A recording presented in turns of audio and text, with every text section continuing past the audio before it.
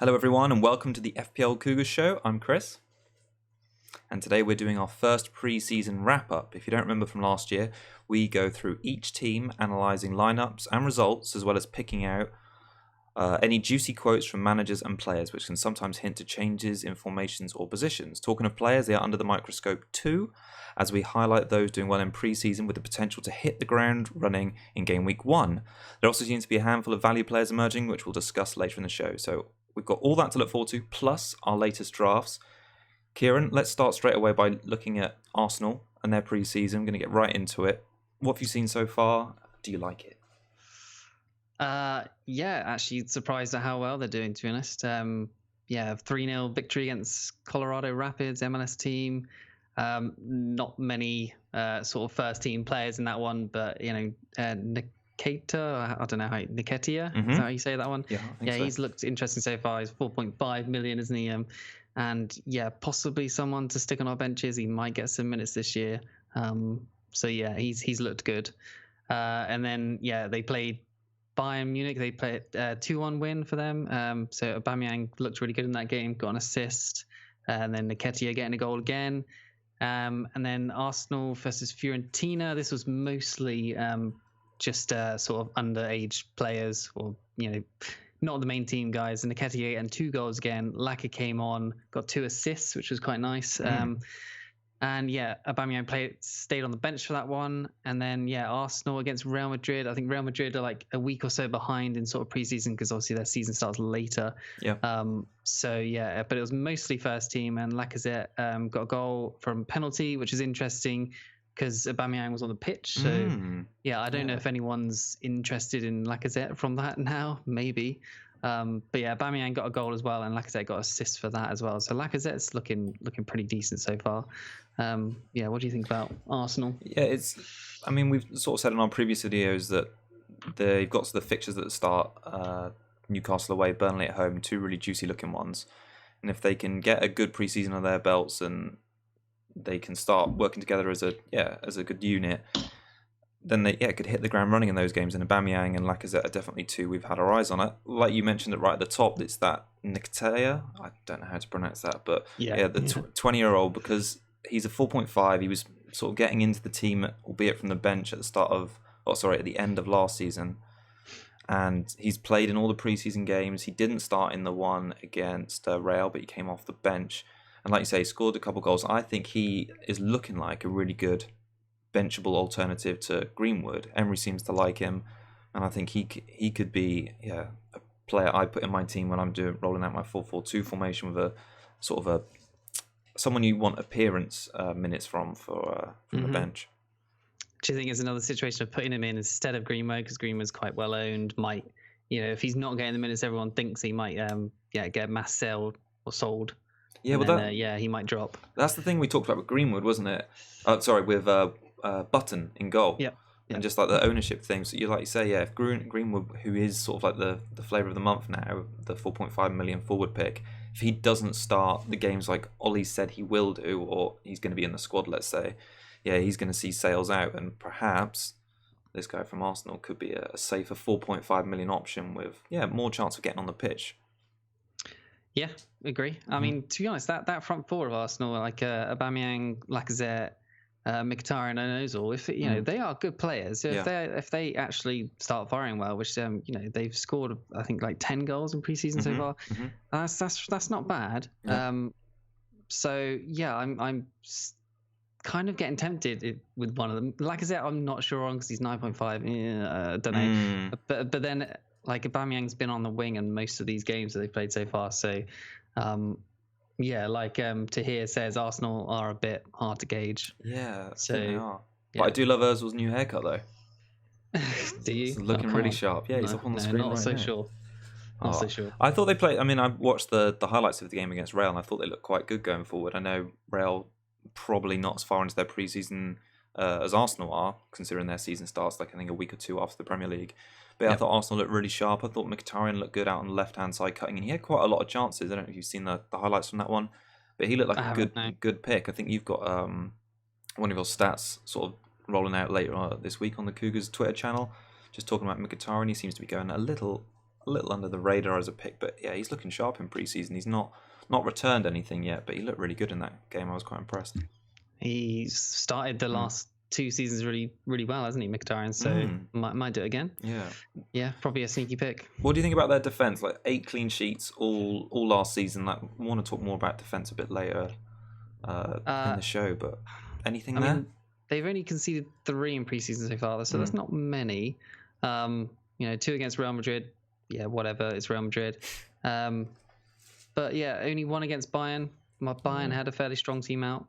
So, yeah, not sure. I think you'll probably most likely stay away from them. But yeah, if they start to show that they're doing all right in the league, then we can always get onto them because they're quite cheap. So. Yeah. I think, I'm sure Arsenal fans will correct me, but it looks like they've been playing 3 at the back in the last 2 pre-season games, with Socrates in the middle, Monreal's playing on the left of those, and then I think it's been Callum Chambers on the right of the 3. So generally before they sort of make subs. So if that's that lineup going into the new season, that'd be quite interesting. I've always quite liked Monreal as a pick. The way I've been going with the 4-4-2 a lot in all my drafts, and the way I'm sort of basing that at the moment is a 6.5 million striker going to score the same?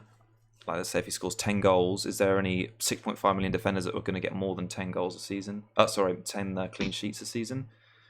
So I'm sort of thinking about that in the same way of Arsenal, because I don't think there's any 5 million strikers in the game that are going to score, 8 to 10 goals. But there's an Arsenal defender in there who could easily get 8 to 10 clean sheets, if that makes sense. Yeah, I think it makes sense. Yeah. All right. Any more to say on Arsenal? I think Chaban in chat is mentioning Holding. I think a lot of Arsenal fans seem to think Holding's their best centre back if Koscielny's going. So at 4.5, if once he gets fit again, then yeah, he could be steal. Okay. Yeah, I like him. And I remember them being quite solid with when Holding was actually fit last season. I don't think they conceded that many in that time when he was playing. So yeah, interesting one. He could be a good one.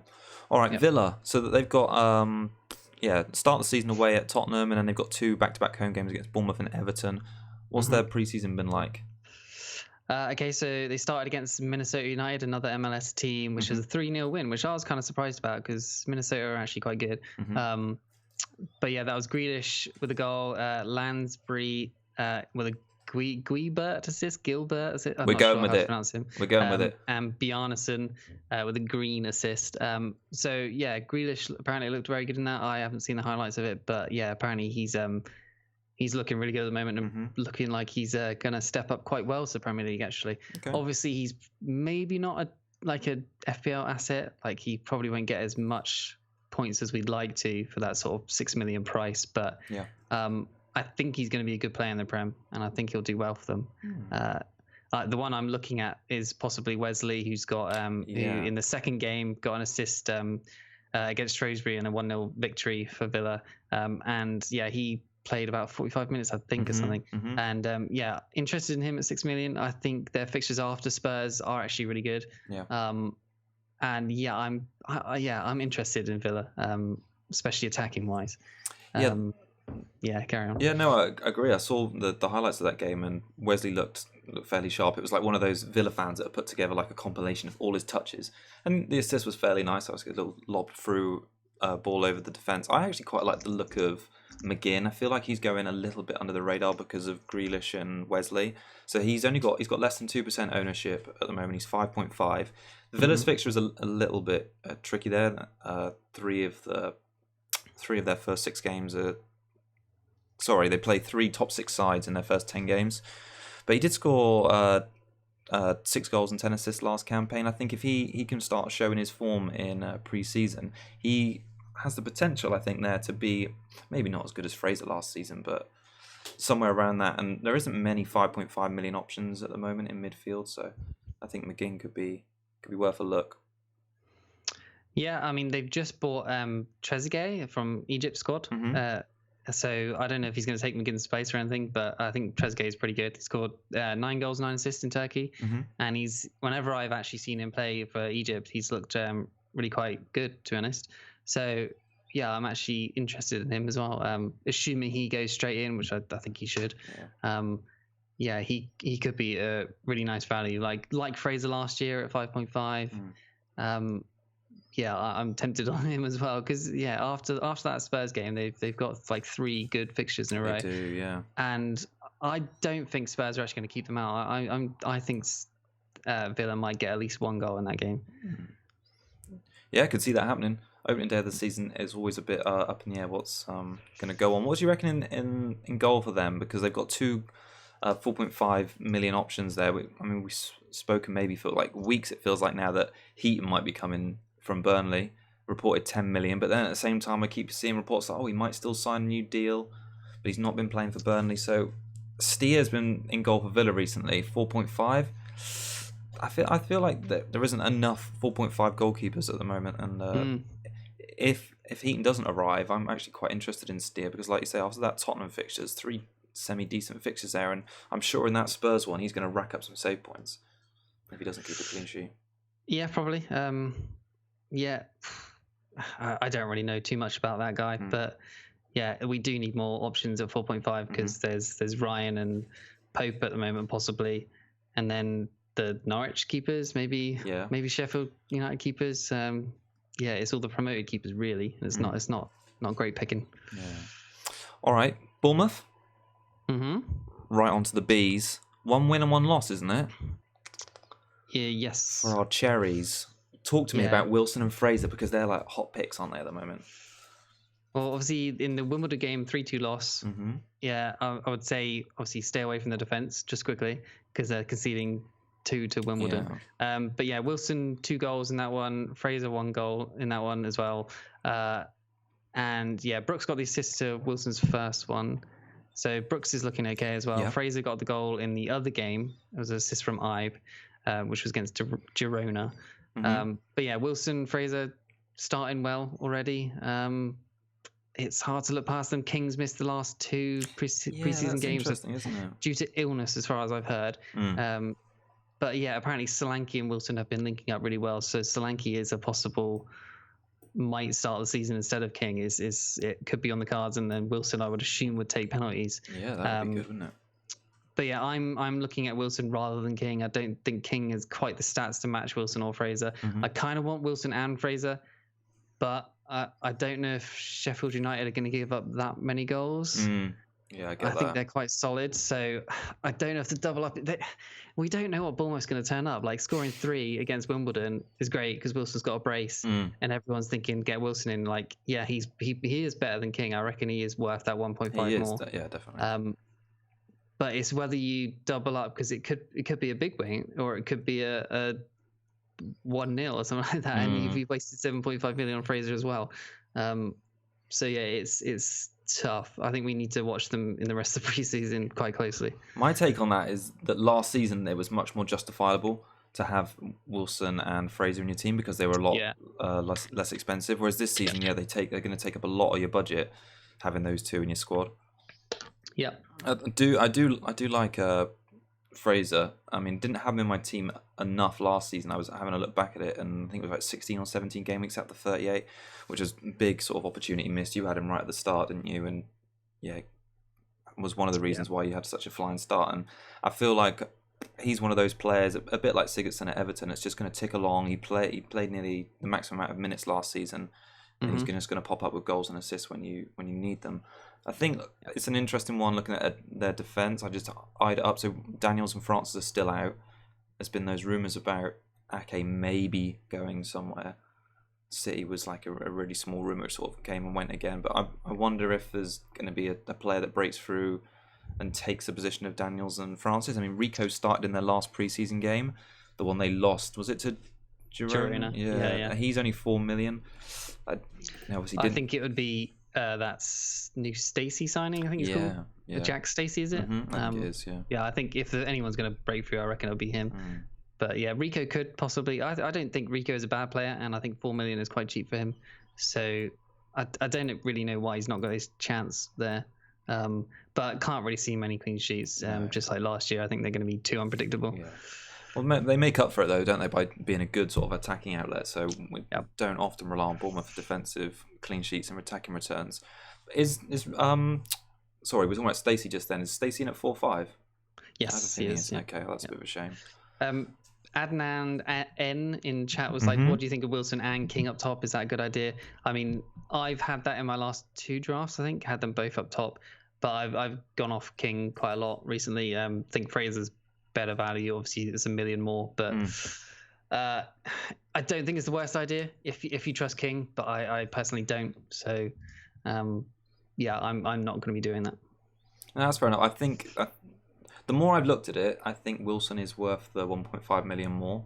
But stretching to it in my 4-4-2 at the moment, which we'll show at the end of the show, is I just can't see where I get the money from to put Wilson in. I feel like there's even better options available in defensive midfield, but I do think Wilson is much better than King. But yeah, I mean, I looked. I think it was FPL Rooster on Twitter. He was looking at XG and stuff, and Brooks was well ahead of Fraser in XG, like a long way ahead. And like Fraser wasn't even on the chart he produced, but Fraser was well ahead in XA and assists. So which kind of makes up for that 1.5 million. And obviously Fraser's looking like he's got 2 goals in preseason already, no assists, strangely. I think. It's like you said in previous videos, like, is spending like 15 odd million on Fraser and Wilson too much for Bournemouth players? Yeah, probably. Because after those first 2, they do have that City game at home, and then it's an away game against Leicester, which I think will be tough. So yeah, Could really be goals though. I think we've said there's going to be goals in those fixtures last times, and it has been. So that's true. Yeah. All right, but Brighton, the Seagulls. I'm actually quite interested in Gross again at 6'5". He scored the free kick in pre-season. It was a bit of a jammy goal. Did you see it? It was. So I don't know if it was good play yet. So they've only played 4 pre-season. They're only going to play 4 pre-season games. They've already played 2. I'm actually a little bit worried about their defence because they've conceded 2 in the first game, and then they lost 2-1 to Fulham. So 3 goals against teams who should be. Who was their first game against? I have a feeling it. Liefering? Yeah, so it's not good, is it? So 3 goals in those 2 games is a bit of a worry because I think they had I know that Dunk scored in that first game. Yeah, I'm a little bit worried about their. There was an own goal. The Dunk scored. Oh, okay. Their attacking philosophy under is it Potter in charge? Their defense wasn't great last season. It doesn't seem like he's made much of a hash at sort of sorting it out this summer ahead of the new campaign. So I think if we're going to be looking at Brighton this season, we're going to be looking at them from an attacking point of view. If Gross plays in that number 10 role, we could be an interesting pick at 6'5". I think it's quite a lot for a Brighton player. Yeah, I've tried him in some drafts, and it's silly. It's a psychology thing, but I just don't think he looks right in there. I like him, but is he going to do enough at 6'5"? I don't know at this point. I think there's some better options at 6'5", isn't there? With Brooks, I'd probably even say Perez, Tielemans, even Redmond. I'd probably at this moment just a little bit higher than Gross. I mean, he's easy to switch to at some point. If he's doing well, you can easily get on him. So I think they have decent fixtures, so maybe he's worth a punt. But I think there's better options still. Watford away, and then 2 back-to-back home games against West Ham and Southampton. They did actually, and then they play away against City. So that's obviously going to be the trick one. They conceded 6 and scored 2 in those respective fixtures last season.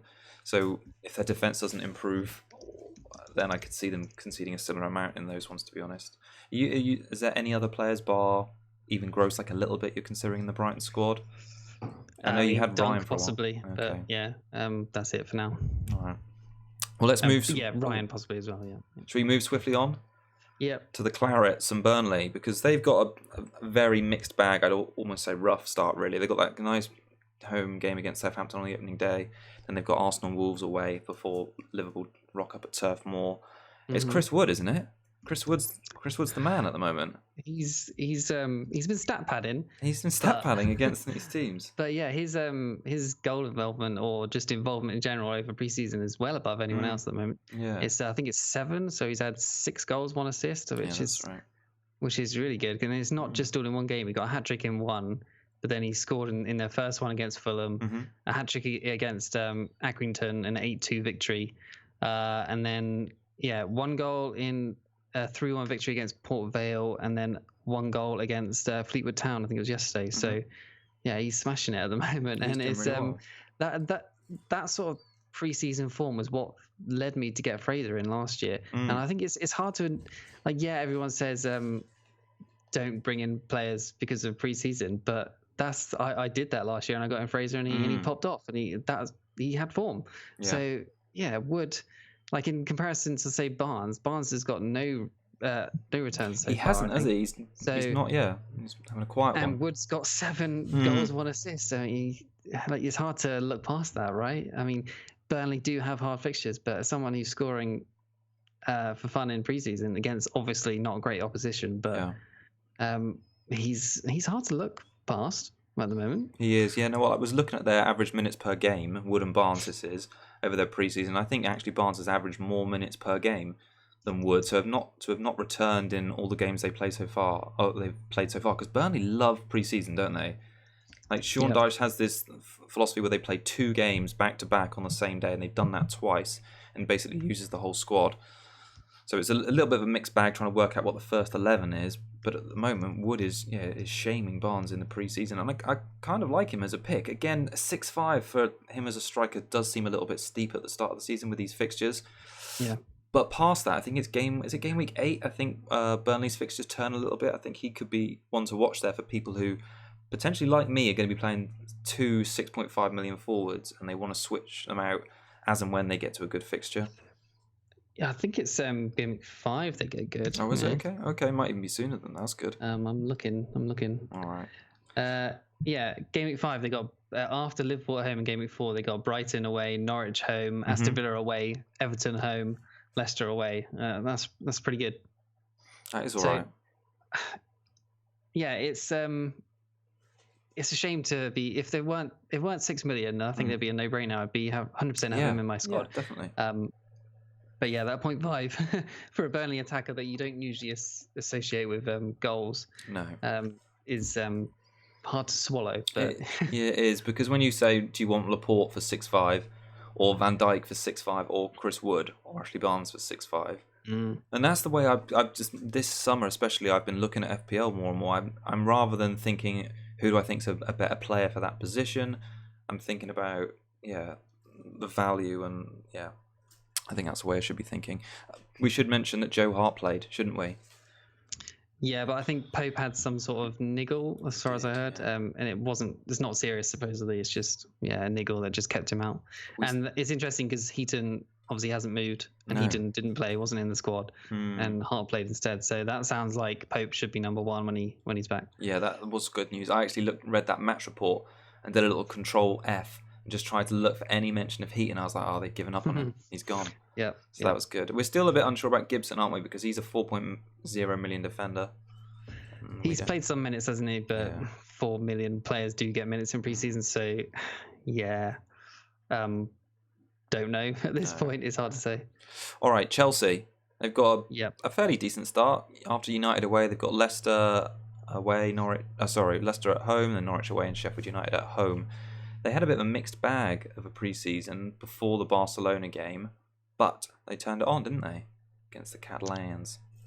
Yeah, 2-1 win. Abraham starting that one. Yeah. Tammy looked pretty good. I don't think his hold-up play was all that great. So, but he's obviously just been released in the game at 7 million. The same with Batshuayi, 7 million. I think Batshuayi is probably fairly priced, same as Giroud. I think Tammy at 7 million is way too much. I don't know if you looked up the stats for Tammy when he was at Swansea. I didn't. You didn't? Okay, neither of us did. But yeah, he hasn't exactly proved himself. But being in the Premiership, to be at 7 million, the same as Giroud and Batshuayi, I don't.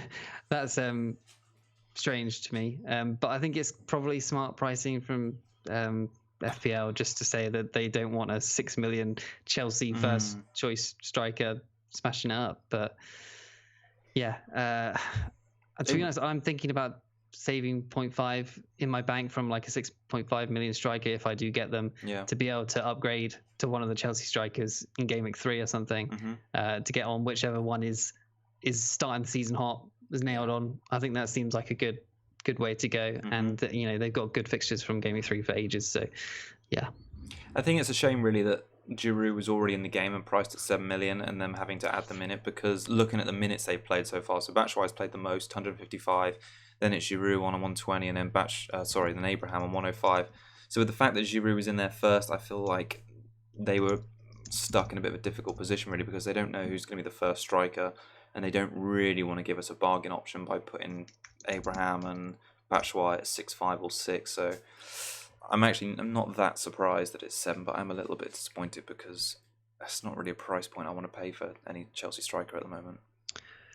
Yeah, I mean, like I said, after Game Week 3 and we know that they're possibly doing well, then that's why, that's when I'm tempted. Yeah.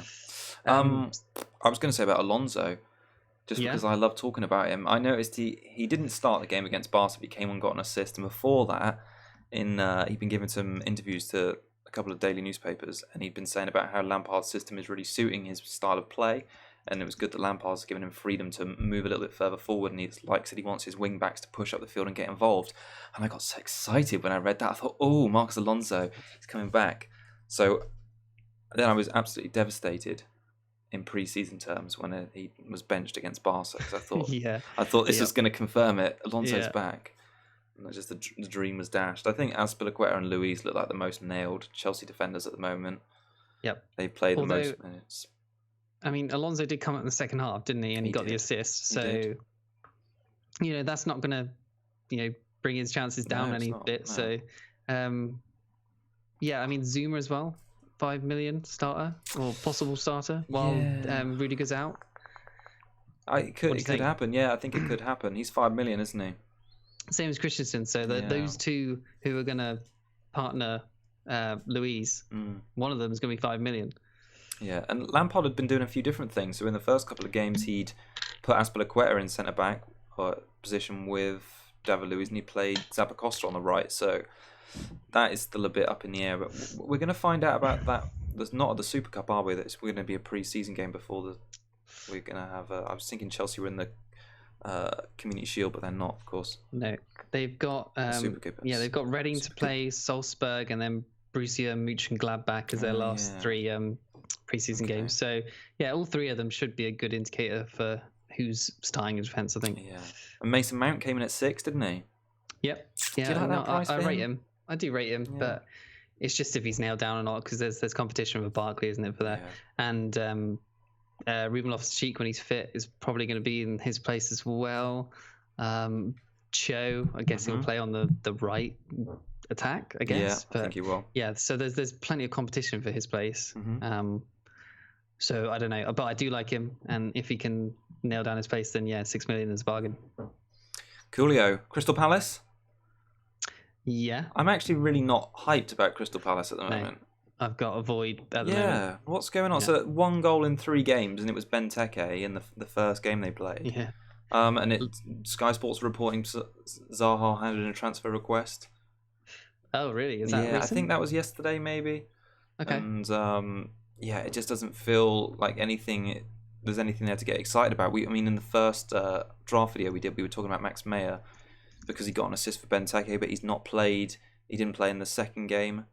I think he came on as a sub, maybe. And Hodgson played almost what I would consider his main midfield 5 minus Zaha. Played Benteke up front in a 4-5-1. I just thought it was there's not really anything to like at the moment. Also, the goalkeeper situation is confusing because Hennessy and Gaeta have been rotating 90 minutes, so he's not even been subbing one at half time. He's keeping us guessing with each one playing a full game. So, looking at Palace confused.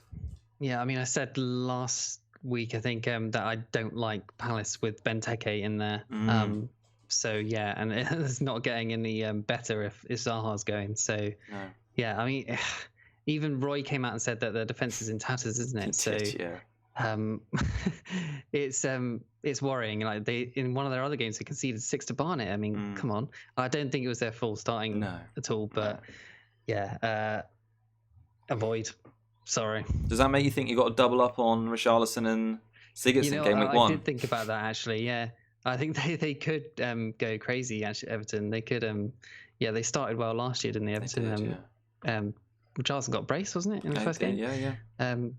So yeah, that's one to think something about, I'm isn't definitely it? thinking about. I Yeah. tell you what, we would talk about a lot of players all the time, but I've barely seen Richarlison mentioned anywhere. He's one of those ones he's probably owned by less than 5 million, and all this pre-season the talk's been about Dean and Sigurdsson, and there's probably going to be some crazy happening on game week 1 when Richarlison has come back from the Copa America, a champion with Brazil, and yeah, he's fired up for the new season. I wouldn't be surprised. I mean, I can see that Everton might not get that many penalties, and even if Siggy does get one, he might miss it. So Richarlison, I imagine, will probably get fouled for those penalties. So you're still going to get points, and he's got the chance of easier goals than Sigurdsson, because he usually just gets good goals from outside the box or something, doesn't he? So Richarlison gets the tap-ins. He's probably being overlooked, and he starts the season well. We should also just mention before we move on, Kelly played both of the preseason games so far. 4 million defender. I think he's the only one that's played 90 minutes in all of his club's games. So one to think about. I think he's both he's in both our teams, isn't he? He's in mine still. I can't remember. No, I think I'm 5 at the back at the moment. Oh, but, you are? Yeah, okay. Yeah, I think I'll change it. I don't know, but yeah, if I do go away from 5 at the back, Kelly will be there. Okay, well, let's move from Crystal Palace to their game week 1 opponents. That's Everton. So their most recent game was against Monaco. Am I right? It was a 1-0 win with Coleman. Yeah. Oh, putting the ball among the pigeons. Is that a phrase? It is now. I know. A lot of people went to him like as soon as he scored, like, oh yeah, we're going to get Coleman in because he scored. But let's read into that too much, everyone. His figures or stats are pretty much identical to Dini's at the end of the season, but I don't think he'll do that again this year. That Dini was very close to scoring in that game from a Siggy cross. Dini should do well, but I think today we heard the news of Ghana Gay going to PSG confirmed. So that's not great. And we heard, I think it was also Mina has been charged by the FA or something for betting or being in a betting advert, so he might miss the start of the season. And obviously Jagielka's gone. Zuma's Zuma's still at Chelsea. Yeah, exactly. In my latest draft, I'm really worried about their defence. I'm not sure there's going to be many clean sheets. We'll look at it later, but I'm second guessing Coleman and Dini at the moment. Yeah, when I was thinking about that earlier, I had a look back to see actually when Everton got most of their clean sheets last season, and it was towards that end of the season run when they were actually a bit settled. So at the start of the season, they were quite shaky. They got 8 of their clean sheets in their last 12 games. So they need to. Yeah, that is a big concern for me going into the season with a 6 million price Dean, which you're basically just relying on open play, crosses, and corners really. And I'm a little bit concerned about that. I mean, Nick in the chat is saying Dina's worth is beyond clean sheets. I mean, yes. Yeah. But a defender you always look for first is clean sheet potential. And with those fixtures and with possibly with Zuma, Mina, and everyone fit, with Ghana Gay and Gomez like holding in front of them, they look good for lots of clean sheets. But now that is unraveling, it's you might be relying just on attacking returns, and those are not definitely going to be happening all the time. To be fair, they've kept 2 clean sheets, haven't they, in 2 of their preseason games? I think it was against Monaco, and was it Sion? They drew 0-0. But it's not much to look at either, I don't think. No. Yeah. I noticed Dominic Calvert-Lewin hasn't played yet. Nias has played all of the preseason games. I think maybe he picked up a small knock, and I think it looks like at the moment Holgate is probably going to fill in at the back instead of Mina until he returns. Yeah, which worries me. Holgate's not great in my opinion. Just before we move on, we haven't mentioned Richarlison, have we? Although we did just a minute ago. We did a minute ago. Just to talk about a little bit of his stats from last season. So I was having a look back to see how he compared against other midfielders for shots, because if they haven't got Dominic Calvert-Lewin and they've got Nias, there was a little bit of talk today that they're going to put in a bid for Zaha. So I could see Zaha playing. Let's go hypothetical for a moment, Kieran. We're going really hypothetical. Let's say Zaha comes to Everton, he plays on the left. I would imagine Richarlison is going to go back to playing up front like he did under Silva. So for a player that was having more shots per 90 minutes than Hazard last season, he's looking really interesting again at 8 million.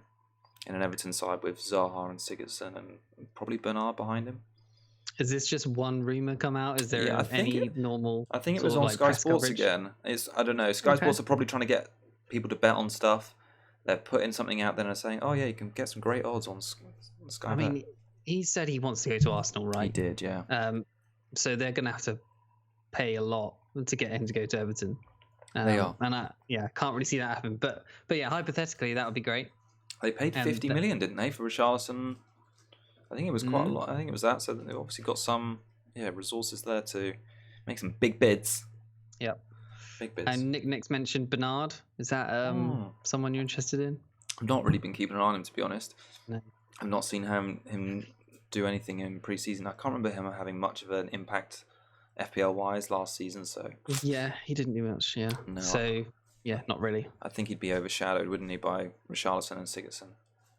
Yep. Leicester. Let's talk about the Foxes. Yep. Woo! They play Wolves. Perez obviously got that goal in the first pre-season game when Vardy was on the pitch. I think he played wide left and he'd cut in and he'd ended up in the centre forward position and he scored from inside the box. And Vardy was like, "Who's that guy? Who's taking my goal?" So, but yeah, he's has he hurt his knee? Hasn't he? He's gone back to Leicester for a bit of rehabilitation. No, it was an ankle, just a little ankle twist, and yeah, he's missed the last 2 preseason now, but he apparently should be fit for the next one. So yeah, he's still in my team at the moment. Obviously, we'll talk about it later, but I think he's still going to be worth good value. Yeah. Assuming he's fit, I need to see him start the next 2 at least to make sure that he's nailed down. I want him to do well, so that he works his way into the squad for sure. But it's an easy change to Tielemans if I need to, because Tielemans should be nailed down. What do you think about Maddison as well? He's not played that many minutes so far. Only 45 in 2 games. Yeah, I think he only just came back for that most recent one was it Cambridge last night he played? Is that a worry at all? Not really, because he played the England Under-21 tournament. So I imagine he's just been given a bit of an extended rest and now he's being worked back in slowly. So I would have thought he's going to start the next Leicester pre-season game. Who's that one against? The next one, because they only played yesterday. Have you got it up on screen? Sorry if you've not. I can look. I know they've kept 2 clean sheets, so the defence is looking good, and Maguire got that goal last night, so it's fine. Yeah, it's Rotherham United next, then they got Stoke, and then they got Atalanta. I think Atalanta's the first choice team that will start the season. We'll find out then, because Atalanta are a good team. Okay. But yeah, the next 2, I hope we get to see Perez against Stoke, and we'll go from there. Yeah, make a bit more informed decision on him. I really do like the look of Perez. Yeah, I watched some Leicester fans have put together Perez's first game highlights video on YouTube before it's swiftly removed, and I got to say he looked good. He was getting into some good positions, and although it's always difficult to tell when you're playing a pre-season game against some lower quality opposition, just to see where, from a formation point of view, it looks like he's playing and where he's having his touches, it looked like he's getting into some good spaces. I think the defence is looking good. 2 clean sheets now. Do you think they don't seem too fussed if they're losing Maguire? Brendan and both the boards saying, look, if we get the valuation and the player wants to go, he'll go. So it's not really like they're sort of clinging on to him. Yeah, I mean, I would, if Maguire does go, I will not look at their defence, because I think Morgan is pants, so he's terrible compared. So I guess they have that Sionku as well, so he might play some games. But yeah, Evans, Sionku, or Morgan is not quite Maguire. So yeah, I'd be worried about the defence. They've kept 2 clean sheets so far in their games in pre-season, but it's against poor opposition. So I'm staying away from the defence for the time being. Although Chilwell and Ricardo have looked really good in those games. So. I think Chilwell had a really good end to the season. I thought he was doing well. He's 5'5". Yeah, I think he's one to look at for me. If I consider getting rid of Dean, this is because of missing out. Anyway, should we move on to Liverpool? Because you were live tweeting, weren't you, watching this game? Saying their defence is looking really crap. Oh, yes, sorry, yeah. Against Sevilla, yeah. Yeah, you were. They've played 4 games now, haven't they? They've won 2 and lost 2, I think. Yes. Just that Sevilla game. Like, Sevilla was getting a lot of chances, and their first choice back four was pretty much playing other than one centre back, which would be the Matip, Gomez, Lovren position. And without obviously Alisson, who's still on holiday. But yeah, that's slightly worrying. Yeah, their first game they've all started together, but I don't know. I don't know if we should be looking into that too much or not. I'm still on the double up in defence personally, but it was worrying watching them. I think you've got to remember it's still pre-season, but their team does look, obviously when they don't have Salah and Mane and Firmino in the front three, they have the quality behind them isn't quite there yet. I mean, they've got Brewster's looking really good. But he's a young guy, isn't he? 4 goals this pre-season. He's another 4.5 million player. Again, Divock Origi, I think he'd scored in one of the first 2 games. So they've got those players in behind. It feels like they're going to have to probably start with maybe one of those two in the first game of the season. Mane's back on the Monday. Could you see him getting back in to the team for the Friday night if he comes back on Monday? Mane? Yeah, Mane is his name. I think he'll start on the bench, personally. But I think he'll come on. He could get some points, who knows? But yeah, I think he'll start bench because he'll probably have about 5 days, they said, before the first game. I mean, that's plenty, but I don't know. It's how can we say, really? He's a fit lad, isn't he? He doesn't look like the sort of guy that's want to sit on the bench. Yeah, he wouldn't want to miss the start of the season, really, would he? And I've done some interesting drafts with Mane in it instead of Salah, but Kieran. No, not instead. It was instead of Salah. And you can get Kane, Sterling, Mane as a really nice triple up. With any defenders? Yeah, with all the decent premium defenders as well. God, all right. That sounds interesting. Yeah. All right. I thought it was interesting to note when I was doing the research for our fixture show that they didn't actually keep any clean sheets against any of the sides they play in the first 4 game weeks. Yeah. So that's worth considering, especially if they're looking a little shaky going into the new season. They haven't got the form there or the history on their side. All right. Should we talk about City? Because they played today, didn't they? And there's hashtag drama, isn't there, at left back? Who's this Angelino fella? What's he doing? Yeah. It's and there's been pictures of Mendy apparently stepping up his fitness regime or whatever, getting close to being fit sooner than expected apparently. So yeah, there's 3 people fighting for one position there. Is there a more sought after position in the Premier League than being a Man City left back? Possibly. How many people are there? Delph had to go and join a new team because he couldn't get there. True. Yeah, so I'm leaning more towards Laporte now because I watched the Man City versus Wolves Asia Premier League Cup or whatever it was, and Laporte looked great in that. Other than the 0-0, but I thought Laporte was really good in that game. They played against Kitchi today. I don't even know who the hell Kitchi are. I think it was a team from Hong Kong. Okay, so 6-1 win, and they only conceded after Laporte and Walker and all that went off. So yeah, I think they're looking pretty solid at the back. I think West Ham probably don't have a chance of scoring in that first game. Not sure about Spurs either. I think there's a few clean sheets there for them. So I've tried to get in Laporte. He's obviously quite expensive. He is. Edison at 6-0, still a good option.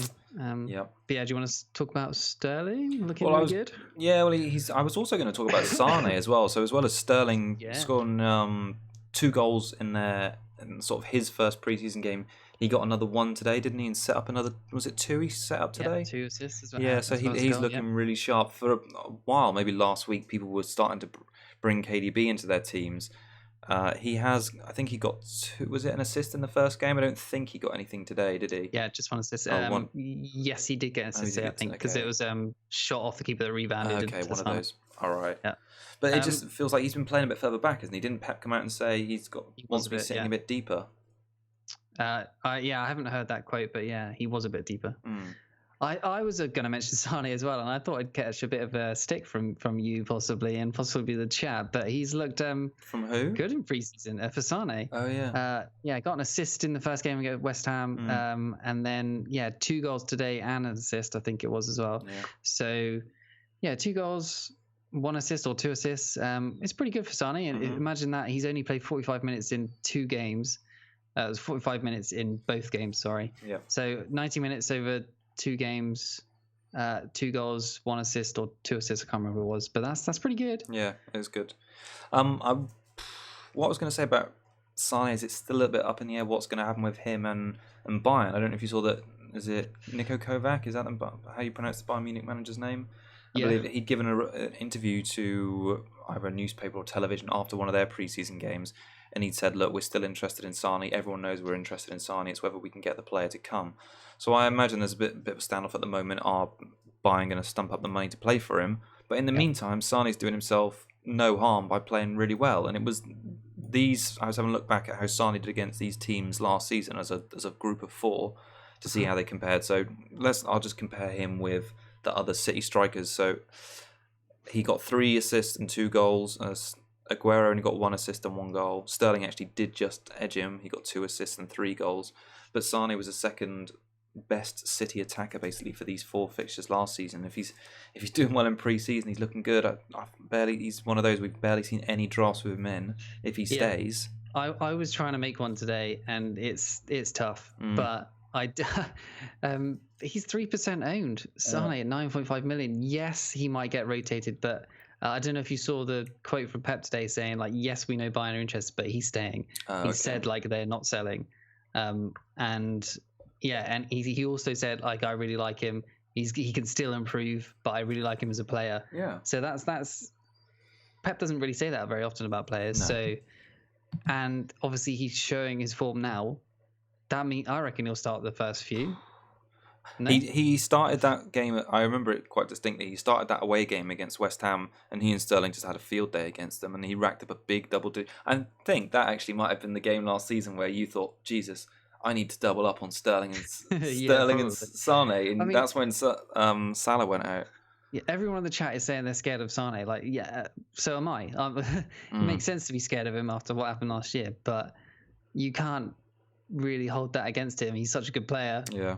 And he will score lots of points this year. We just need to get him in at the right time. And the start of the season could definitely be that. When everyone's going to KDB, who's sitting deeper, who will probably get a couple of assists. Like he's got 2 assists so far, I think it is. But compared to Sane's 2 goals, 1 assist, Sane's outscoring him for the same price. Like, why would you not go Sane at that point? That's mad. Also, taking a look at his points from last season, so I just pulled it up now just to remind myself. So he got 156 last season, and he got 156 points in just 1,857 minutes.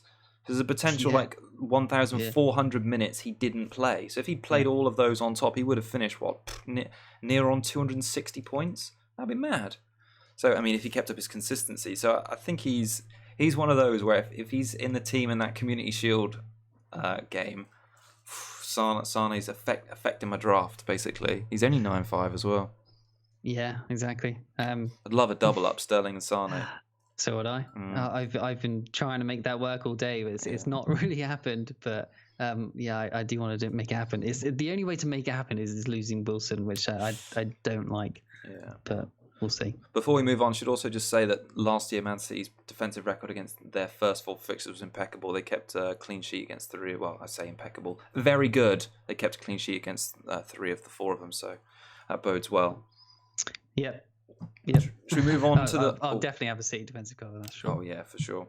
Now then... Oh, but we got a few questions in the chat, didn't we, about whether Zinchenko was a good option, but we sort of covered this because of Angelino starting today and Mendy being back at the end of this month. Do you think I think it's too much of a risk. The other day I was really excited, and because he'd started in which game was it they played before the most recent one? Now I'm going to forget off the top of my head. But he basically started with... it was the Wolves game. The Wolves game, that's right. Yeah, they started in the Wolves game. I know that they ended up did lose that one on penalties, but he started with most of the first teamers, didn't he? He played 60-odd minutes, and I thought, fantastic. It was looking like it's a serious game against a Premier League side. He's starting, but to sort of have this knockback today when Guardiola basically picked that full first 11, wasn't expecting it. So I don't think Zinchenko is a good pick for game week 1. Ederson and Laporte. It's crazy, isn't it, that of the champions, really, they've only got 2 sort of nailed-on defenders from that back 5, including the goalkeeper. Yep. Right, shall we? We should. Okay, United. Mm-hmm. Do you want to tell me about their pre-season, Kieran, please? It was started with a 2-0 victory against Perth Glory. Rashford goal, Pogba assist, and a Ghana goal. And then, Pogba and Rashford looked pretty good in that game. And then a 4-0 victory against Leeds, a Greenwood goal. So everyone's getting Greenwood in the team. Looks like he'll get minutes this season, at least off the bench for 4.5 million in a top 6 team. Fantastic. That's all we need. Hopefully he's not going to lose lots of owners and drop in price, but I think he'll probably go up in price when he gets a goal or something at some point. And Aaron Wan-Bissaka got an assist in that game. I'm highly considering him at the moment because I think he's looked very, very good in these 3 games. Yeah, because United haven't conceded. He's featured in all of them so far.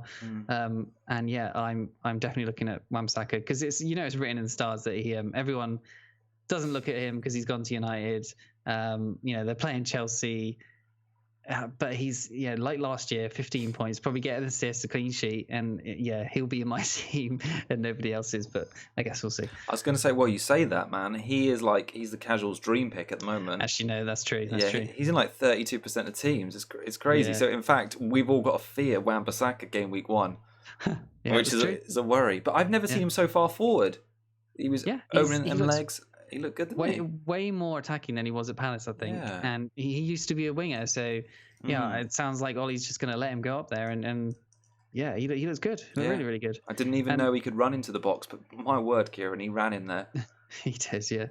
And no goals conceded for United as well. No, he played Inter as well, who pretty much had a full strength team, rather other than Cardi, but 3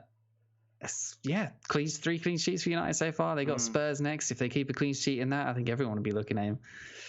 Yeah, I think a lot of this has been influenced by the fitness coach. I was reading an interview with the Manchester United fitness coach, and I've not written down his name, so well done me. But he just said how well all the lads have basically responded to the new training regime.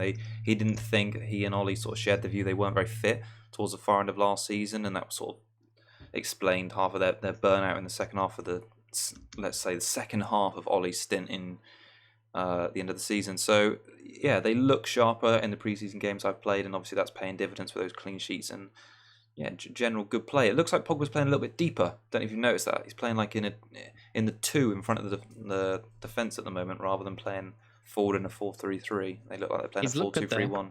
He has looked good. Yeah, he has looked good. I don't think that transfer is going to happen now. It's gone quiet, hasn't it? I think Pogba seems settled. Obviously they've got like 2 or 3 weeks after our season starts for him still to go, so it's worrying. But I hope he doesn't go, because I think he looks good, and think we'll probably get onto him at some point. Yeah. We've had a question from Garav, who said Dini or Delaffei.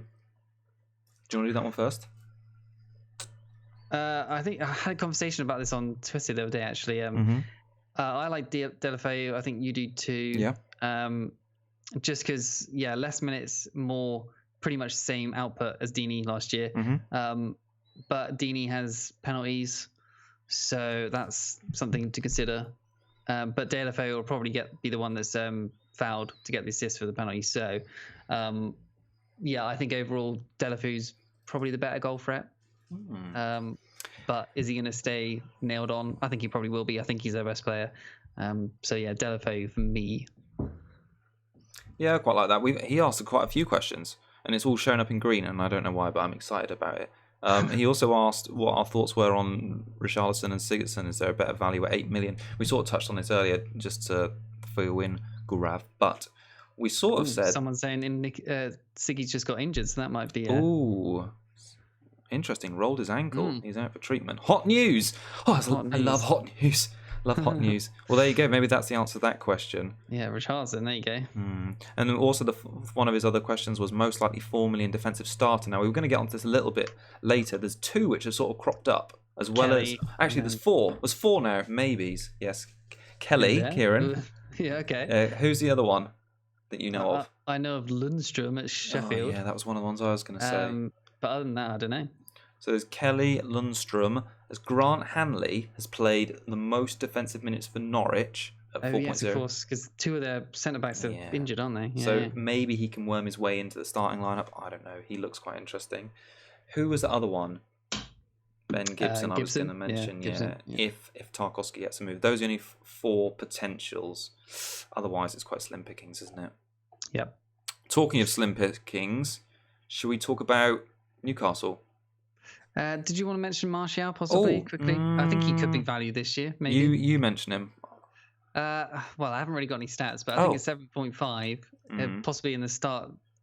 Starting front three for United. I think he could be worth a go. Depends if he's nailed on. Depends if Sanchez comes back. But yeah, I love that someone. Who is it? Satiga Brat has put in the chat. I'm sorry for the pronunciation here. After watching Marco Asensio blow his knee out yesterday, which commentator has said that? Did you see that Asensio knee injury? Yeah, I did. Yeah, that's nasty. That pitch, man, it kills players. Well, here they go. Their fingernails. Yeah. Yeah, Sigurdsson. Martial. No, apparently it's not an injury though, just a knock. Oh, okay. Supposedly, Mika's just said, but yeah. Okay. Newcastle. Should we talk about them? Yeah. The Steve Bruce effect. They lost 4-0 to Wolves, and then they beat West Ham 1-0. Stevie Bruce, Kieran, is he going to keep them up?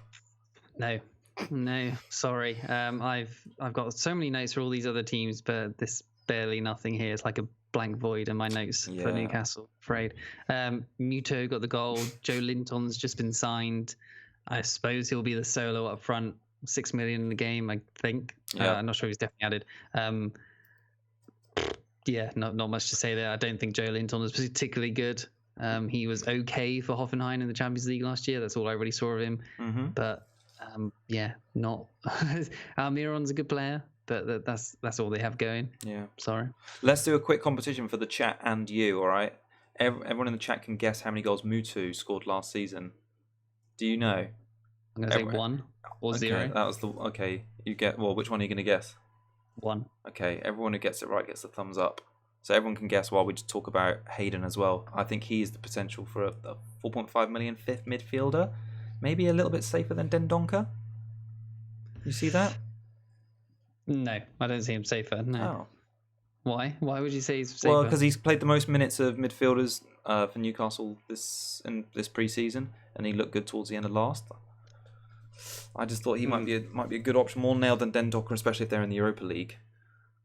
No. Oh, okay. Sorry. Oh, you shot me down. No, I think Dendonker's like way better because he's played all the minutes and he looks like he's attacking. So we've had 4 guesses in the chat so far. 3, 2, 1, 0, 3, 7. Ben guessing 7. Ben, I like you. I like you. Are you Muto's agent? Just in our chat. So Ben, he's guessed 69. Okay, cool. We've had quite a few guesses. Kieran, I like to say it, man. You nailed it. It's 1 goal. One goal. Yeah. Nice. 1 goal. All right. Lacazette has played the most minutes in pre-season, but I think you'd expect that because he's the captain. So we're not saying anything. What about the new lad, Jolintio? Well, someone said Tahir's in the chat said he's compared to Firmino, but why has he got nice bright white teeth? Yeah. Yeah.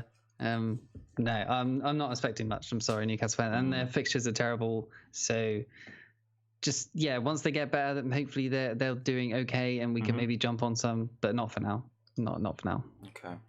Where's my thumbs up? Oh gosh, I don't know where the camera is. There we go, guys. That'll do. There's the thumbs up for everyone who got that right. Norwich. Should we talk about them? I sort of did my Norwich spoiler a minute ago with Grant Hanley. That was sort of my top pick. Do you want to talk about Pookie? He looked alright in that. They played Schalke in a 2-1 win. Pookie goal, Pookie assist. Yeah. I would love to gamble on him. Could do it. I'm not going to. Oh. But I feel like he's probably going to be one of the best promoted players who could do really well. We've seen Aston Villa looking like they're spending a lot to try and bolster, but Norwich aren't really doing that. They're going to have a solid team, unison in the squad, or harmony or whatever. I think Pookie could do well. Hopefully not against Liverpool because we're probably all going to have double up in defence. Yeah. But after that he can start doing some bits. Their defence was a little bit sort of the 3 promoted sides. I think as was the worst last season. Yep. And they also have conceded 3 goals already in pre-season in 2 games, I think. Is that right? Against Schalke and Arminia. Yeah. It's Krul, Tim Krul, the former Newcastle man that's played the most minutes so far for them in between the sticks. He's 4.5 million goalkeeper. He could be one to look at, but like I say, their defense is dodgy, so they were conceding average of 1.2 goals last season. So almost like a miracle they stayed up. And only 13 of 46 the games played. They played 46, 13 clean sheets last season. So I don't think you're going to Norwich for clean sheets. They're going to be on the front foot this season. I think it's Pookie you want backing. Yeah. Sheffield United. Mm-hmm. Cool. We're on a roll now, aren't we?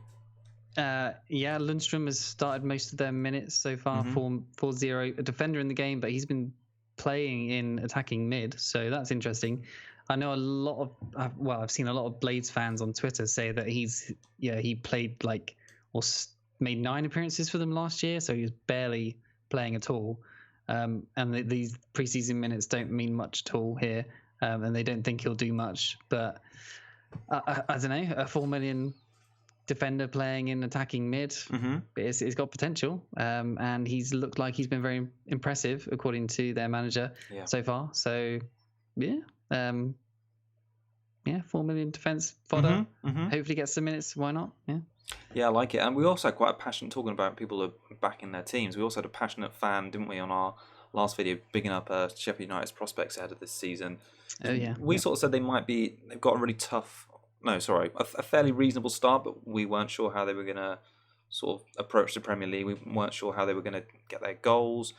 Was it McGoldrick, who's their top scorer from last season, but he's a bit pricey in FPL this season. He's 5.5 million for someone that scored 15 and 45 last season. Was it Norwood who scored 2 penalties in the preseason game before last and looked quite smart? Yep. Yeah, I thought he could be someone to keep an eye out for as preseason goes on. He didn't start the next game where they won 5-0 against Chesterfield. No, so it was Sharp with a hat trick. Yeah, that is again. He's one a bit like Che Adams, because I think both priced at 6 million, but they're unknowns in terms of the Premier League, so we've really got to watch them a little bit. They're not the sort of players I'd want to take a gamble on game week 1. Yeah.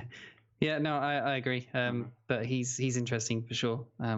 He looks like he's quite prolific in general for them. So depends on the opponents when they come up. Obviously, they're not going to be straightforward, but their first three fixtures are not too bad. No. So if you want to gamble. Yeah, saying that about not backing, if I just had a free hit for game week 1 and I could have a lot of strikers, Sharp might be up there, against that Bournemouth defence. I think Stevens as well, Ender Stevens got 2 assists so far, pretty much played all the minutes so far in all of their games. So he looks nailed on 100%, but he's 5 million, and so that's the downfall of him, I think. But he may be this year's Doherty, possibly.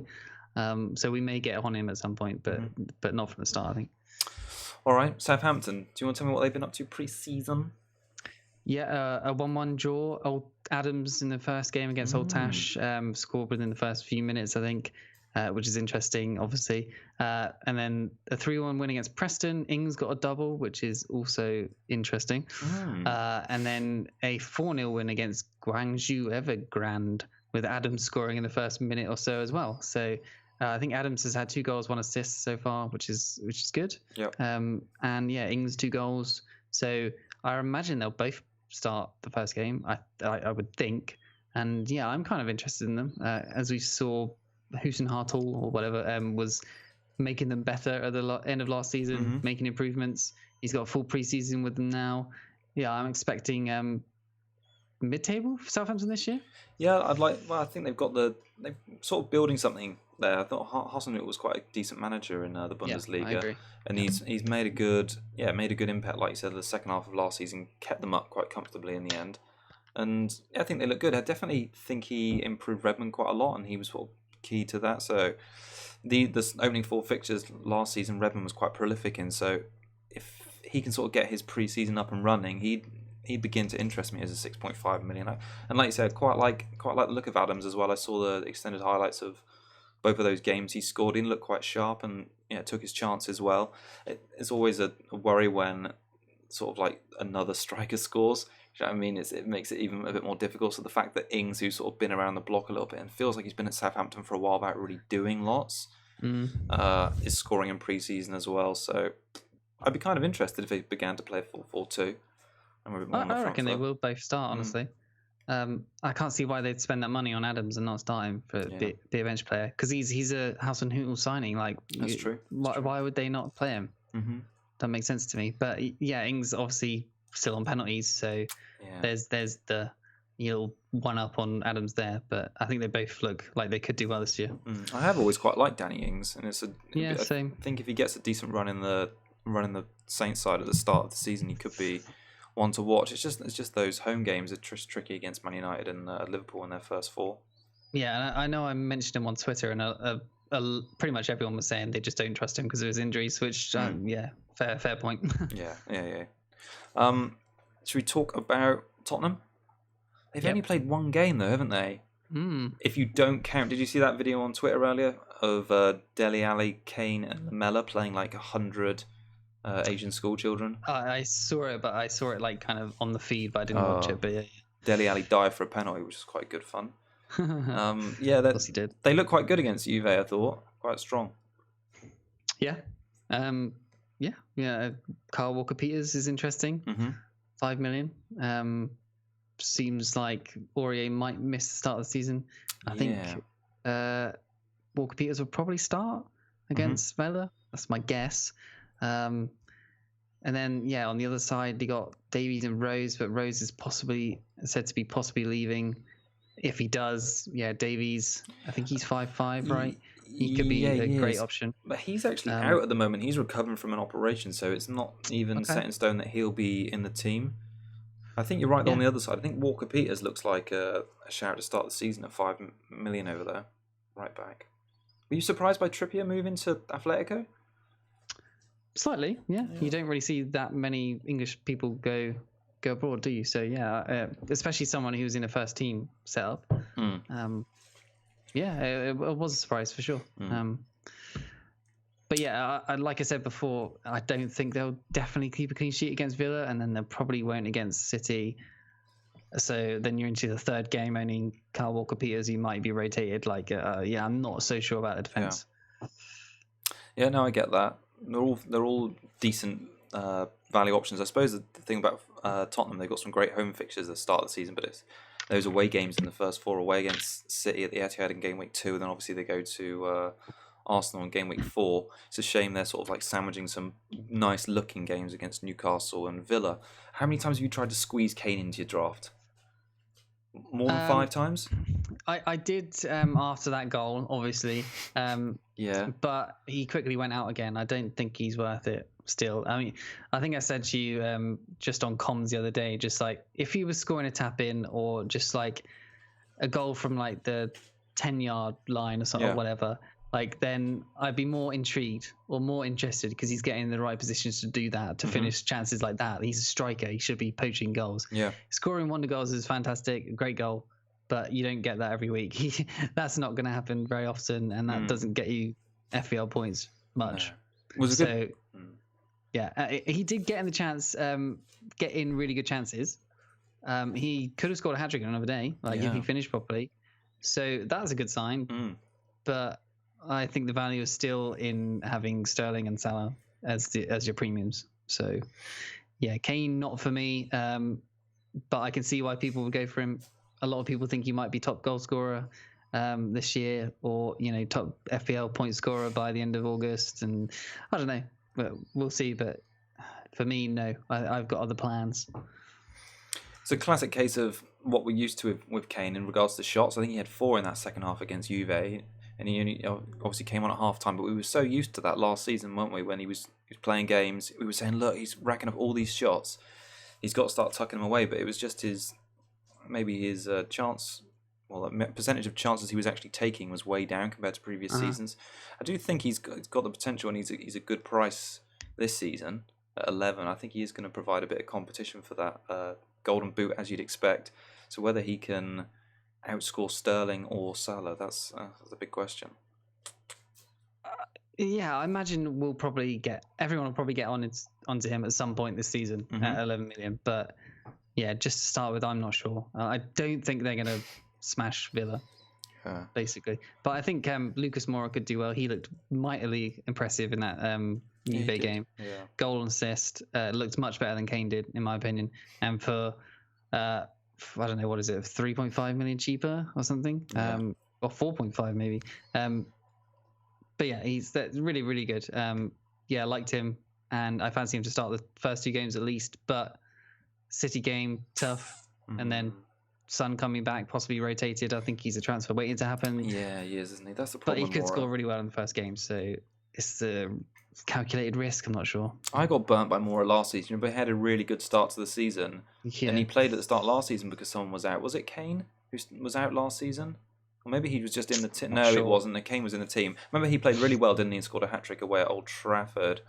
And he had quite a lot of investment. I was one of the people that jumped on him and missed most of his points. But I feel a bit sorry for Moura because he obviously did so well in that Champions League semi-final. Not to play the final, it makes me think that Poch doesn't consider him in his sort of best 11. And I think if they were starting the season with Son available and Eriksen up to speed, I think Moura will be back on the bench, sadly. We had a good point in the chat just a minute ago. And Chaban said, imagine if you scored extra points for a worldie. Can you imagine how much drama that would cause on the FPL Twitter account? Someone said, oh my god, you think that's a worldie? This is a worldie. And it would just be like a link to something else. Yeah, Bale overhead kick against that. Bale, yeah, exactly. Liverpool, Champions League final. Remember that Townsend goal against City last season at the Etihad? I do. That'd be like 50 points. 50-point goal. Anyway, triple captain. Okay, who have we not talked about? West Ham. Let's talk about them, shall we? What about Watford? You're missing them boys out. Oh, God, I missed them last week. Yeah. Let's do Watford now, then. God, sorry, Watford fans. Not too much to say. I mean, Gray's got 2 goals, but I don't think it'll be first choice, as everyone thinks that Jerry D should play up with Dini. Yeah. That I've not got really anything else down, just like with Newcastle. Sorry. Holebas, I think, is interesting. I've got him in my squad at the moment just because he starts the season well. And he gets forward on corners, free kicks.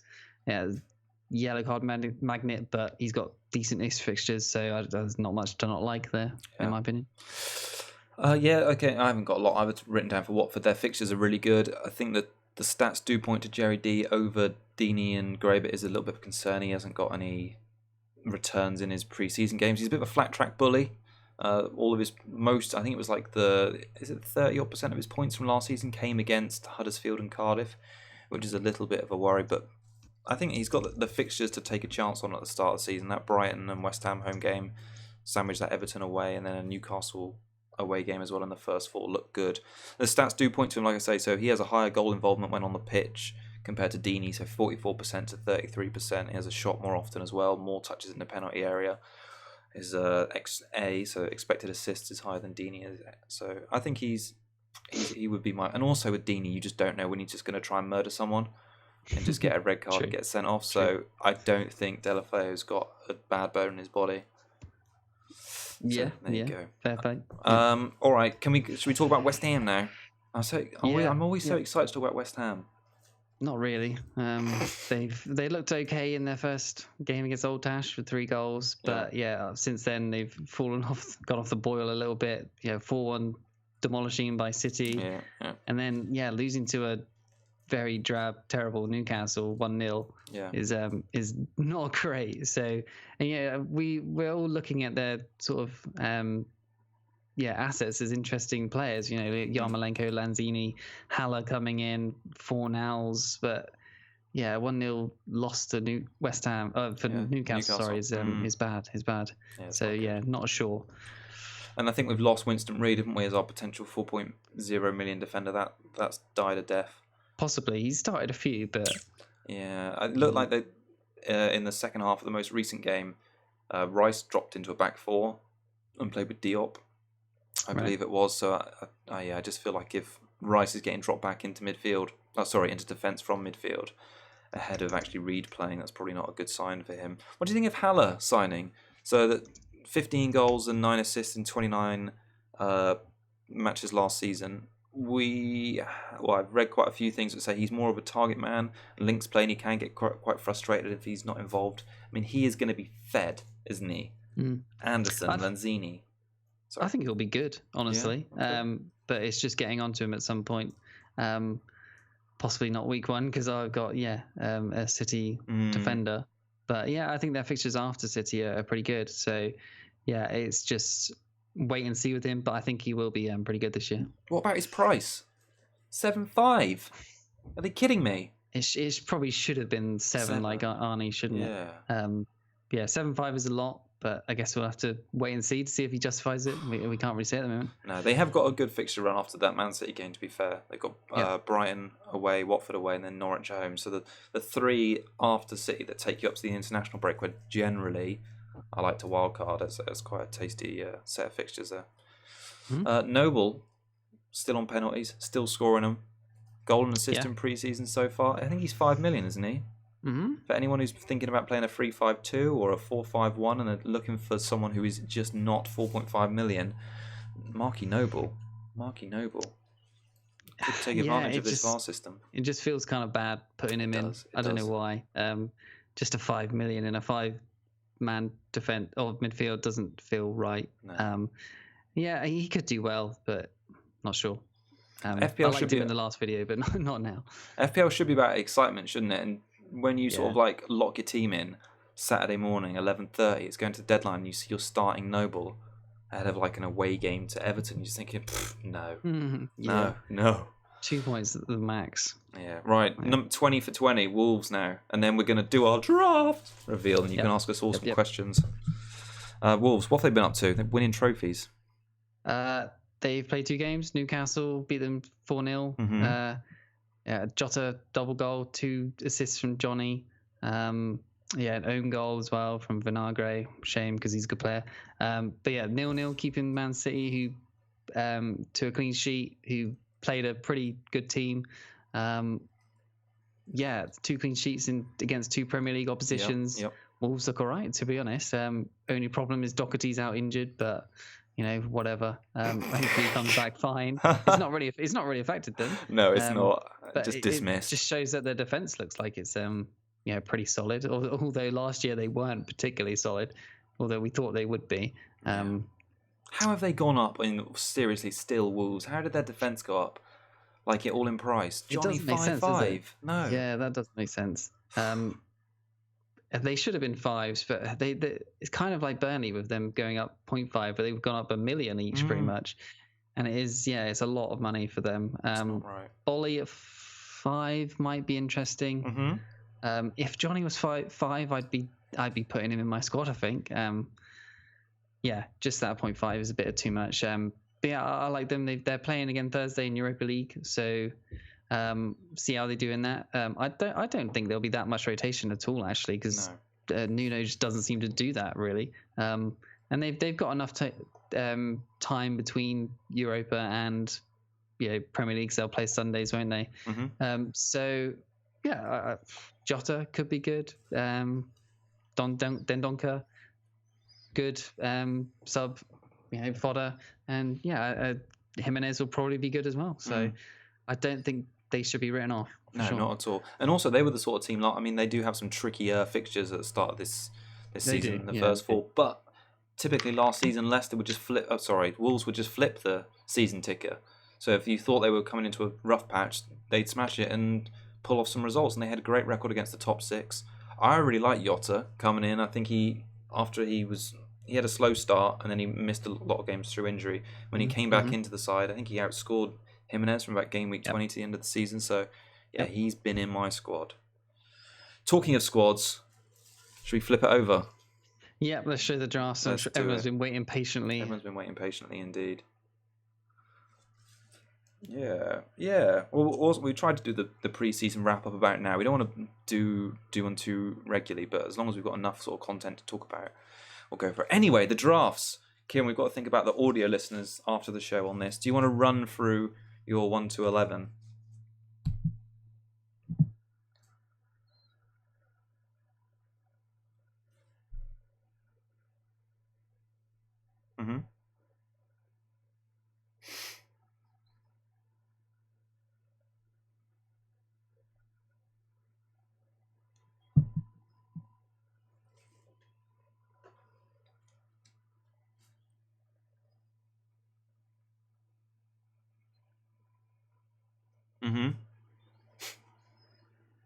Yeah.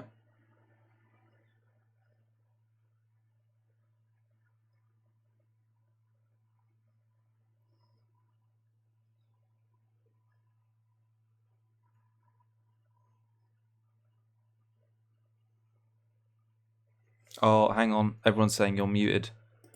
What? All right, try speaking now. Hello. Oh, you're on the ball. Sorry, you're going to have to do that bit again. Oh, okay. Take it from the top. Jesus. Sorry, guys. What happened? All right. Sorry. Just technical issues. Gee. Okay. Technical issues. Right. Pope, everyone. Yeah. I got Pope and goal. God, you guys, you would not have believed what Kieran was just saying in those 2 minutes. Whew. Okay, I blew the whole top off of all of FPL. Oh my God. Yeah. He revealed all the secrets. Okay, so Pope and goal. Yeah. Heaton's probably going. Hart is terrible. Their fixtures are okay. So yeah, going with Pope. Plenty of saves, hopefully. Best of the 4.5s possibly, other than Ryan. I may still go to Ryan. Robertson, Alexander Arnold as the Liverpool double up.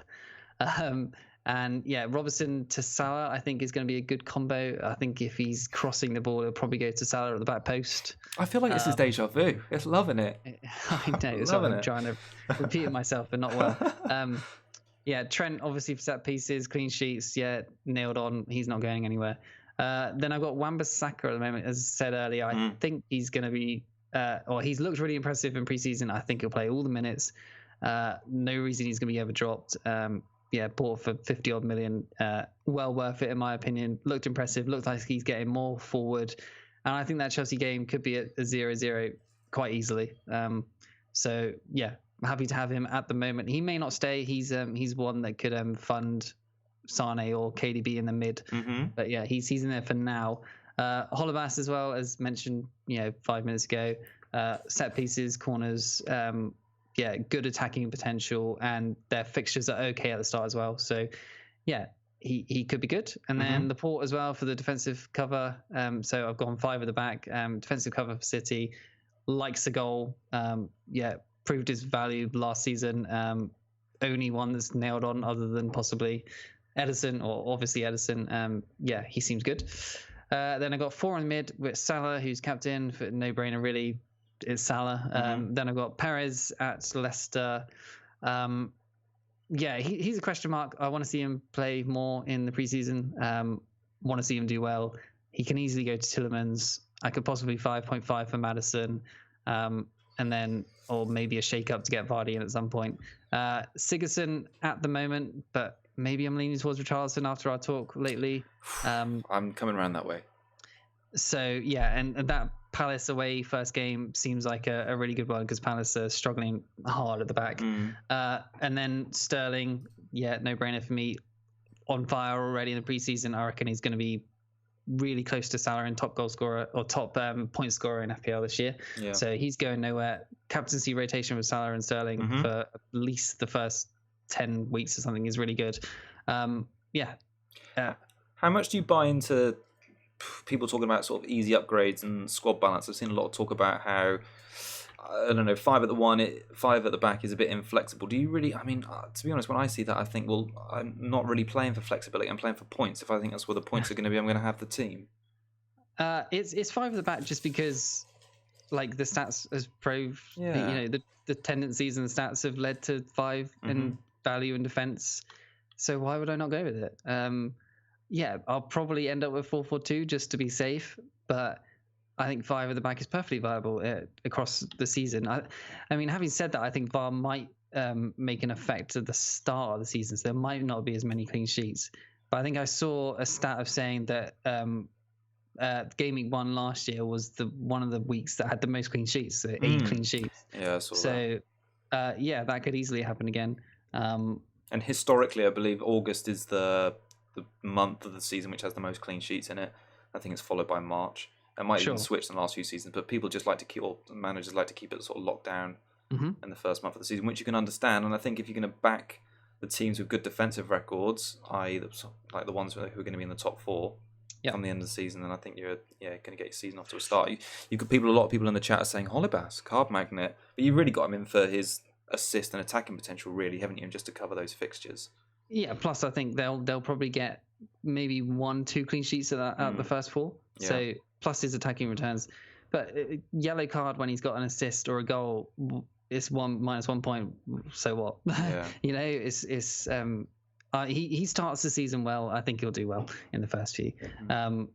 So yeah, and yeah, if I roll my transfer in the first week, you know, get towards game week 3 with two free transfers, then I can switch formations quite easily. Yeah, it won't be a problem, I don't think. And then yeah, Wilson up the top at the moment. Don't really want to spend too much on Bournemouth attacking assets. Yeah. I'm not sure, but Wilson I think is above King and should outscore Fraser. I'm not sure, but yeah, hopefully. I was going to say you've got a few questions as well as how you going without Dean, but oh yeah, okay. Yeah. Mainly just because of the news today of Garner Gay leaving to PSG. Yeah, Mina news of him being charged by the FA, so he might not be playing. I think someone said earlier that Keane has got a knock and he went down injured and was replaced by Holgate. So yeah, their defense is falling to pieces at the moment. So yeah, I'm not confident there's going to be many clean sheets in there. I may still go back to Dean. I do still like him, obviously, or Dini or whatever. But yeah, at the moment he's out. Yeah, we'll see how brave I am. Seattle Braz said, "I'd pop a blood vessel with 5 at the back." I can imagine you doing that as well. Kieran can get quite what would I say? Worried? It's probably putting it mildly. Yeah, passionate about his 5 at the back, or even his clean sheets from last season. And if they got broken, there was rage, wasn't there? Yeah, of course. Yeah. So imagine that times 5. Yeah, it's going to be trouble. So yeah, it may go to 4-4-2. It probably will. Just say. Do you want to name check your bench? Just really briefly. Don't even. Yeah. Woodman, because it's not Button, he won't get sold loads. He won't lose value. Greenwood, just because I think he'll probably get minutes and probably score. I don't think he'll go down value. He'll probably go up. Dendoncker, most nailed on 4.5 mid, and then Wickham should get some minutes for Palace. So with them, he's the only backup for Benteke. So. I think of what we were talking about. That Sorloth guy is just floating around. Oh yeah, true. Yeah. But he hasn't seemed to get much at all. So I think Wickham's preferred. If I was doing 4-5-1 like you, I'd probably get that Arsenal laddie in as the sort of backup 4.5 million striker. Yeah, maybe I think he might be one to look at there. All right, cool. Just to hop over to my team, I'm finding it really difficult to move away from the 4-4-2.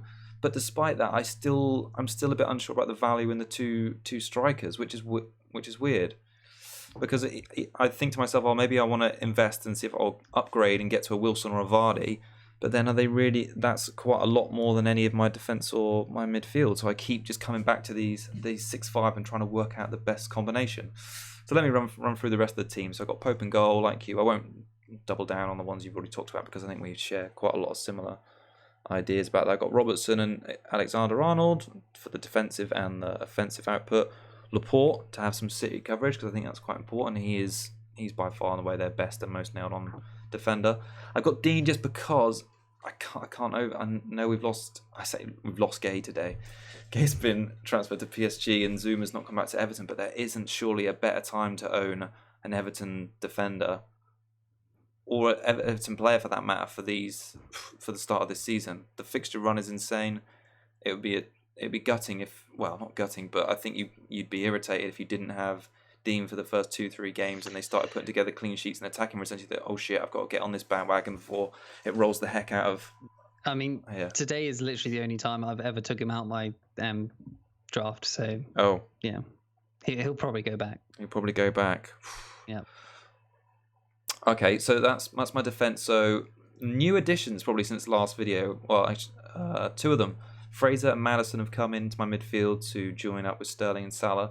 I like what Fraser offers in terms of minutes. So, like I say at the top of the video, what did I say about Fraser at the top of the video? He's got nearly played all minutes last season. His attacking returns were as good as Wilson. I think if he's going to keep, sorry, they were better than. He got more points, but he didn't play Wilson didn't play as many minutes as him. God, I'm making a right muddle of this.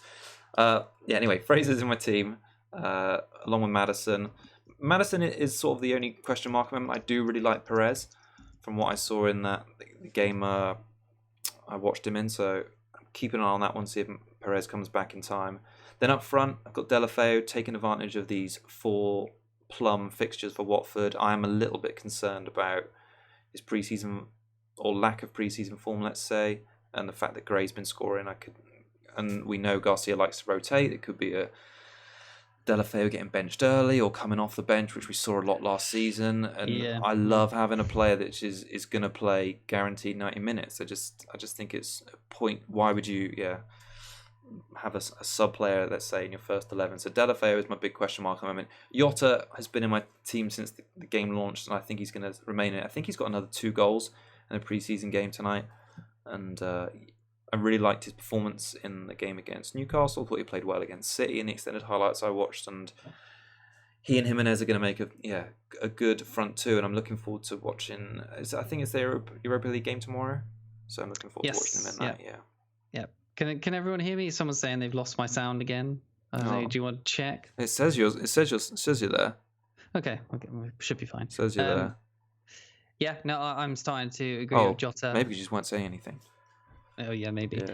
Yeah. I'm starting to agree with Jota. I do like him as and I said earlier that 0.5 in the bank possibly to get a Chelsea striker. Yeah, I think could be good. So yeah, I may go to Jota. And everyone's saying that the Villa Jota has just got 2 goals. Oh, it's the Villa Jota. Okay. Yeah, so that's what confused me. I've definitely been interested in him, and Wesley, as I mentioned earlier, I was looking at putting him in a few drafts this morning. So yeah, he's apparently got was it a goal, goal and assist, and on penalties possibly. Who's this? Sorry. Wesley. Oh, I don't know. So I'm sure someone in the chat will tell Wesley's got a brace and on pens, 6 million. So yeah, that's Villa must be taking this team apart. But what were we talking about again? We were talking about our teams. I can't believe how I muddled up Jota from Wolves and Jota from Villa. That's probably won't be the first and last. People are saying audio, but the audio looks good to me. It's running. I don't know. You're still there, aren't you? Yeah. Exactly. Yeah. Am I? Yeah, I was. I think you are. All right. Should we take some questions? Yeah, let's go for it. Cool. All right. Everyone can ask questions. So one person asked King over Delaffei. I guess that's for me because I've got Delaffei at the moment. I like King's minutes from last season, and I like that he plays an attacking Bournemouth side, but I feel like Fraser is a better option than him, and I like Jota more than King. That's pretty much all it comes down to. I think if I was going to have a Bournemouth striker now, I'd make sure I had the funds to get Wilson. I feel like he offers more from a goal and a potential assist. His expected assist last season was way higher than King's, so he gives you goals and assists, and yeah, I think that's worth paying the extra money for. So, although I had King in a lot of my I think in my first and second draft, he's since been replaced. Good. Everyone's saying audio is good. Great. Cool and great. Let's get some more questions in. Daniel TV asking Zaha ? Loads of question marks. I saw loads of questions, and I see a comma in these question marks.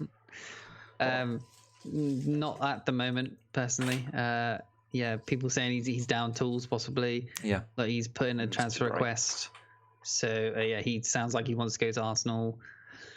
Yeah, I don't think Palace are ones you should be looking at the moment, unfortunately. Obviously he's a great player, but yeah, not for the time being. No, it's still so much up in the air with Zaha about where if he seems like he wants to move. Palace are in a bit of disarray in this preseason so far. Yeah, I really like Zaha. He was in my first draft, and he could easily be in there instead of Maddison. Let's grab some more questions here. Thoughts on Jorginho, Kieran? I'm guessing it's a hairstyle related question. Great hairstyle. But yeah, I mean, he got an assist against was it Barcelona, wasn't it? But it was. Yeah, he doesn't look like he's going to get much more. It was just a sort of pressing rebound off his foot that managed to get an assist. But yeah, he's not looked great going forward. Possibly on penalties, we don't know that for sure yet. They've not had a penalty in pre-season. Obviously, he took one at the start of last season when Hazard wasn't there. But yeah, 5 million for possible penalties like Noble, I don't really think it's worth it because he's not going to get you much else. No.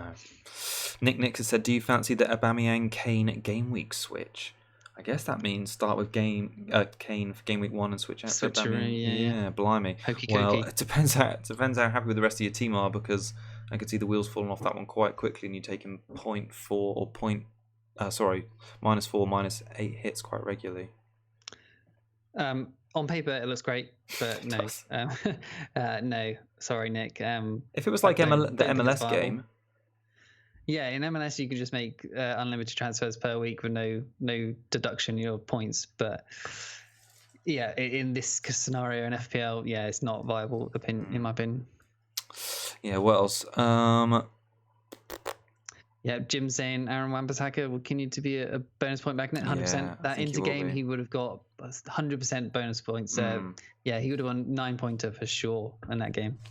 Yeah, he was making tackles, and that's absolutely key for baseline bonus, what racks it up. But yeah, so successful tackles, and he was winning a lot. We had another good question I just saw just a moment ago. What have you learned from last season that you'll implement this season? That's such a nice question. What did you learn last season? I know what I learned. Not take loads of hits. Don't chase players straight away. Don't chase points. Be patient. Unless it's really obvious that someone's like super informed, like Son last year. Just be patient with your team, because if you take someone out, they might do well the next week.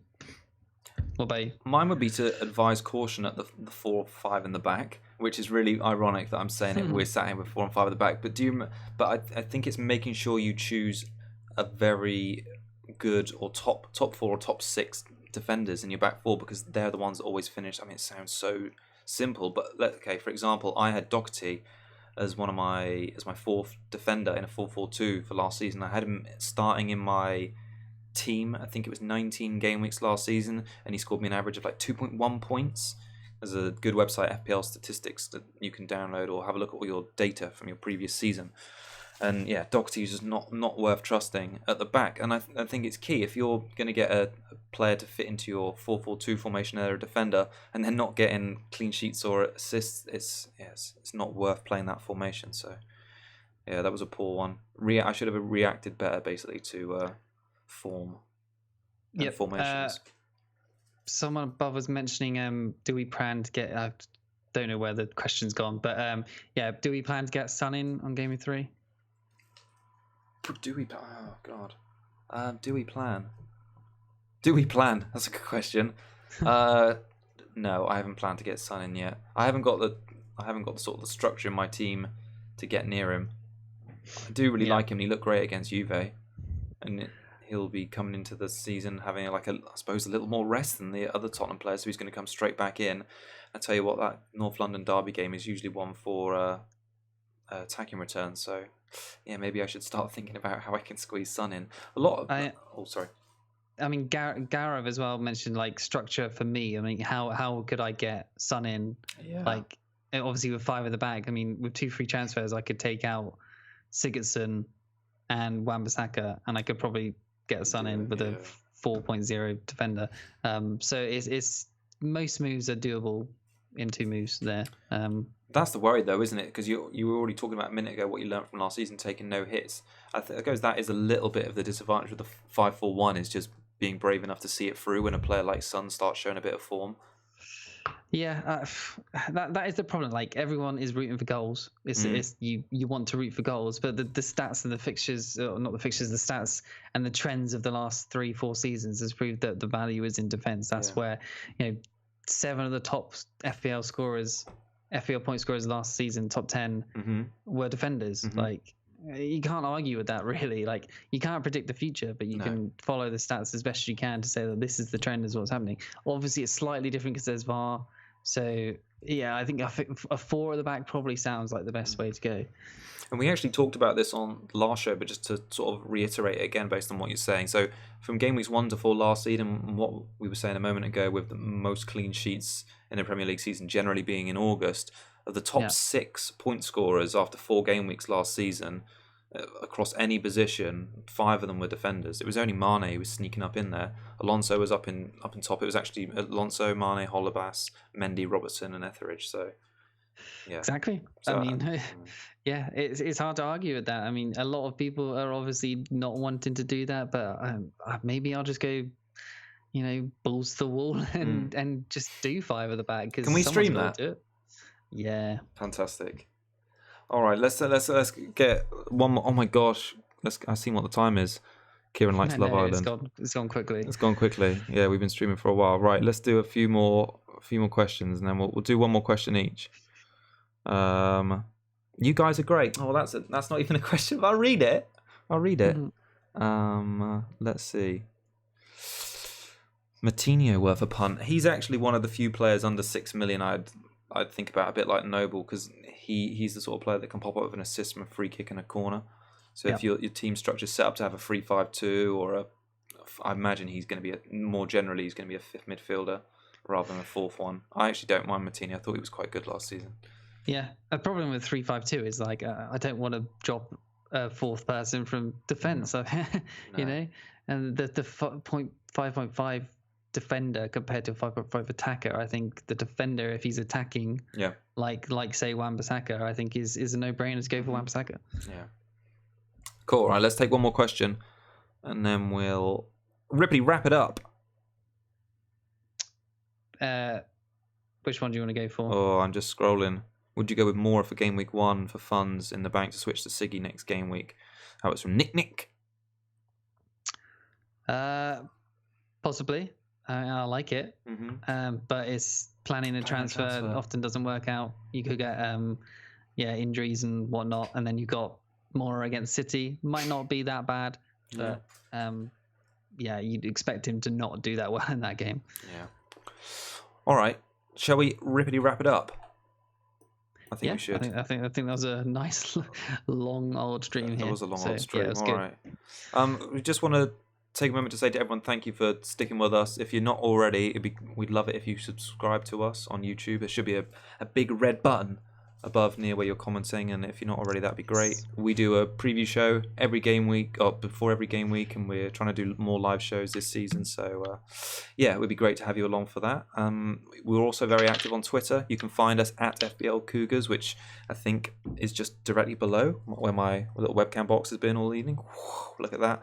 So follow us on there. We're really active, and just enjoyed chatting to the FPL community. Now we will be back. We are the 24th of August now. We'll probably do another pre-season wrap-up around the time of the Community Shield, so maybe a week before the season starts, to give you an idea on what our schedule is going to be. We're going to do a wrap-up sort of pre-season show and Community Shield show, either the Sunday or the Monday evening, and then we're going to do our normal game week preview before the season starts on Friday. And man, is it like it's 2 weeks and 2 days now? I think. It's like 16 days. 16 days. Yeah. That is exciting. Cool. All right. Well, thank you everyone for watching, and we will see you next time. It's goodbye from me. Cheers and good luck. Bye, guys.